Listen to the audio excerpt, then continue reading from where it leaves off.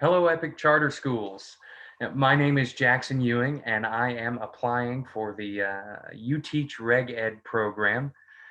A little bit about myself. I was born and raised in a small town just south of Oklahoma City, about an hour, called Lexington. I grew up there, eventually made my way to the University of Science and Arts of Oklahoma in Chickasha, where I got a degree in theater arts, a bachelor's degree with a minor in liberal arts studies.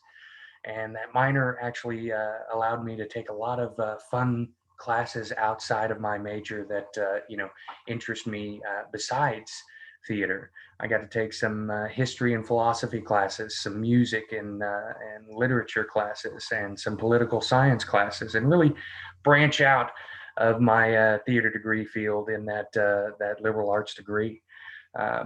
But I'd like to talk with you about my summaries. So let's start with data-driven instruction. Data-driven instruction really works on a cycle of assessment, analysis, and action.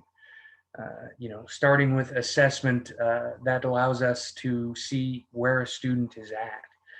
We analyze the data that the assessment gives us to see where they're doing well, where they maybe need some improvement, and where they're really struggling. And that helps the instructor take action by finding out what I can do to facilitate bringing my student up to the level they need to be at.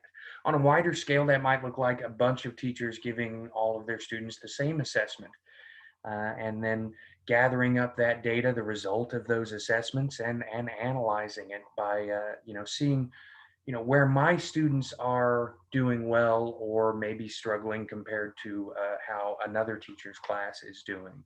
And if I see that this teacher's class is doing well in an area that my students may be struggling a little bit, well, then that is where we get into the action phase of the cycle, and we see what can I borrow, what's working in their class, what strategies and tactics can I use, can I change in the way I'm teaching to help my students get up to the level they need to be at. And it really offers an opportunity for continuous improvement, consistently and continuously assessing, analyzing, and taking action to improve uh, the level our students are at. Moving on to differential instruction. Differential instruction recognizes that we're all moving toward the same goal, but there are a lot of different paths that will work to get to that goal. Some students may be auditory learners, and if we're doing a lesson on space, on the solar system, those auditory learners will benefit from what they listen to.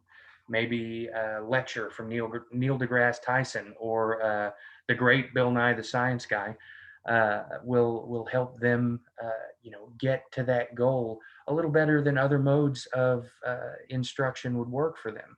Those visual learners may really uh, work well by seeing a map of the solar system out in front of them. Seeing pictures that the Hubble telescope has taken over the years, seeing photographs of our solar system, and recognizing where Earth is in relation to the other planets, in relation, seeing how far away the sun really is.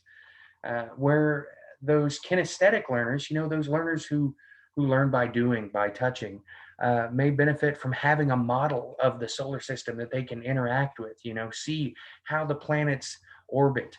Hold Saturn in their hand and realize that planet the model that I'm holding in my hand, well, that's a gas planet, so I wouldn't really be able to touch that planet.